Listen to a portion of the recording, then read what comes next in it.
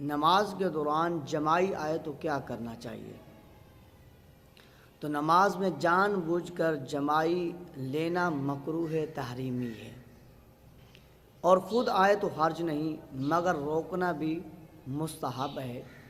اور اگر روکنے سے نہ رکے تو ہونٹ کو دانتوں میں دبانے، اور اس پر بھی نہ رکے تو دانا سیدھا ہاتھ یا بایاں یعنی الٹا ہاتھ منہ پر رکھ دیا جائے،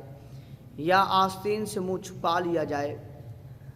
قیام میں دائیں ہاتھ سے اور دوسرے موقع پر بائیں ہاتھ سے منہ ڈھانکنا چاہیے، یعنی کہ اگر آپ قیام میں کھڑے ہیں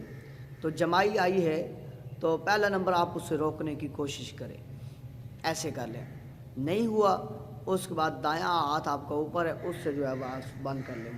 ایسے نہیں تو ایسے کر لیے تب بھی ٹھیک ہے، ایسے کر لیا ٹھیک ہے۔ اب اگر جو ہے وہ